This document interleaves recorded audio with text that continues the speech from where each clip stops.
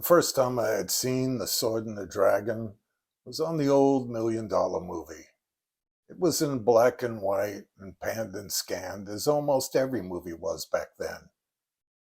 And while it can be tough sledding at times, this epic Russian fantasy is a masterpiece in the genre.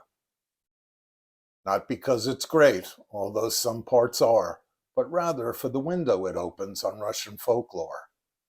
But even more memorably for us baby boomers, the movie was dubbed by actors from the J. Ward Studios, in particular Paul Frees, and as a consequence, Kayleen, the Genghis Khan character, sounds like Boris Badenov. Funny? You bet. Years later, in the 80s, I came across a VHS copy of the film. It was in color, but it was still panned and scanned. I put it on for my kids, but they were less than impressed. They put a good face on it, of course, but it wasn't working for them. And yeah, Kayleen still sounded like Boris Badenov. But it worked, which is more than I can say about the Mosfilm DVD with its flat footed English dubbing. I came upon the Russian DVD in 2008 while my wife was getting a pedicure on Fairfax Avenue in LA. My wife liked pedicures and she tried to talk me into getting one, but it didn't take. I have a deformed toe. Oh, it's not Quasimodo like, but unattractive for all of that. I broke my toe in 1977. In fact, it was January 2nd, 1977. My friend Doug and I went surfing for the first time. He had borrowed a couple of surfboards from a colleague of his, and okay, we thought we'd give it a try. We didn't have wetsuits, but that was okay. We got warmed up pretty quickly. And being new, we turned turtle with each oncoming wave.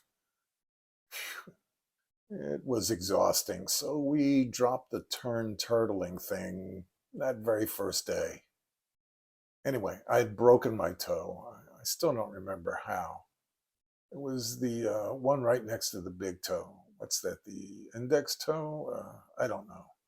But it's hanging 90 degrees lower than the rest of my toes. And suddenly I realize I'm going to have a problem walking. And then I find a popsicle stick on the beach. I plop down in the sand, break the stick in two, rip a shoelace out of my sneaker, snap my toe up into a horizontal position, and wrap the whole thing in a makeshift splint. All right, not bad. At least now I can walk to the car. My friend Doug, he drives me to a clinic, and the doc says, well, you already said it. There's nothing I can really do except change the bandage, which he did. To this day, that toe has a bump in it, which is why I don't do pedicures. But like I said, my wife likes pedicures, and usually I'd keep her company. But this particular day, I decided to go outside and have a smoke. Smoking. I can't believe the things I used to do. Anyway, I notice right next to the beauty parlor is a video store. Great, okay, I'll kill some time in the video store. So I go in and I notice everything is in Russian. Inspiration hits. I go up to the clerk and I said, Did you ever hear of a movie called The Sword and the Dragon? Oh, Yulia Moramets. They had it. And it was in color and it was in its 2:3:5 aspect ratio. Oh man, I sold. In fact, this 1958 release was the first Soviet widescreen movie. Ilya Muromets, the son of a Russian farmer, rises from his sickbed to defend the Rus, the motherland, from Kalin and his Tugar hordes. Director Alexander Pushko guides us through Ilya's epic adventures with stunning visuals. There's the Wind Demon, also called the Nightingale, who bends trees with his breath. I know people like that. Then there's the Tugar emissary to the palace, who gives Jabba the Hutt a run for his money in terms of sheer grotesquerie. There's plenty of palace intrigue as Ilya falls in and out of favor. You know those ruling classes. You just can't trust them. There's a lady who dances with knives. Those Tugars really know how to party.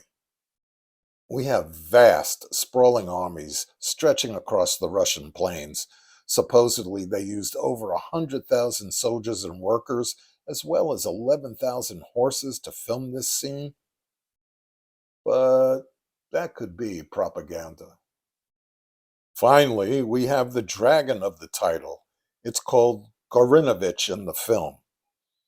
This life-size mechanical dragon is early Stan Winston, and it's big and impressive looking, kind of like a carnival ride come to life.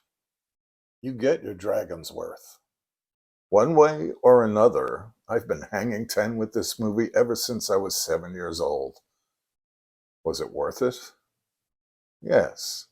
Because whether it's Ilya Muromets or The Sword and the Dragon, this movie brings back all sorts of memories. Folklore of my own, I guess you could say. See you around the campus.